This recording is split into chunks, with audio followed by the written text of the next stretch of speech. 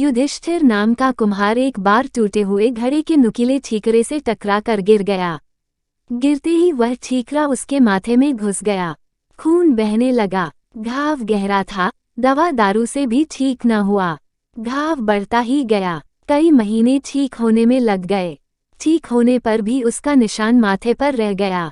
कुछ दिन बाद अपने देश में दुर्भिक्ष पड़ने पर वह एक दूसरे देश में चला गया। वहां वह राजा के सेवकों में भर्ती हो गया।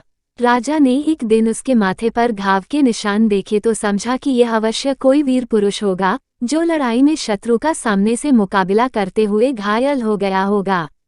ये समझ उसने उसे अपनी सेना में ऊंचा पद दे दिया। राजा के पुत्र व अन्य सेनापति इस सम्मान को देखकर जलते थे, लेकिन राजभय से कुछ कह नहीं सकते थे।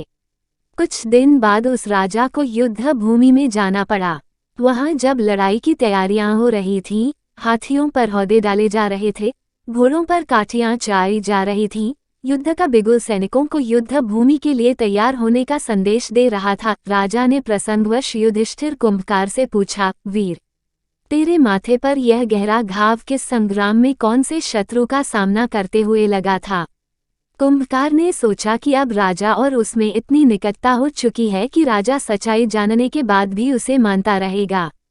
ये सोच उसने सच बात कह दी कि ये घाव हथियार का घाव नहीं है। मैं तो कुंभकार हूँ। एक दिन शराब पीकर लड़खड़ाता हुआ जब मैं घर से निकला तो घर में बिखरे पड़े घड़ों के ठीकरों से टकराकर गिर पड़ा। एक नुकीला ठीकरा माथे में गड़ गया। ये निशान उसका ही है। राजा ये बात सुनकर बहुत लज्जित हुआ और क्रोध से कांपते हुए बोला, तूने मुझे ठगकर इतना ऊंचा पद पा लिया।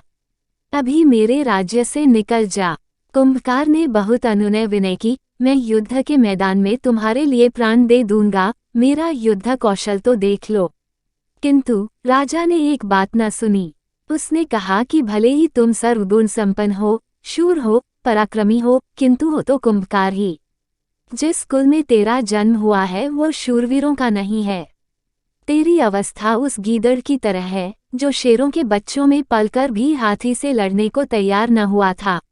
इसी तरह राजा ने कुंभकार से कहा, तू भी इससे पहले कि अन्य राजपुत्र तेरे कुम्हार होने का भेद जाने और तुझे मार डालें, तू यहाँ से भागकर कुम्हारों में मिल जा। अंत में कुम्हार वह राज्य छोड़कर चला गया।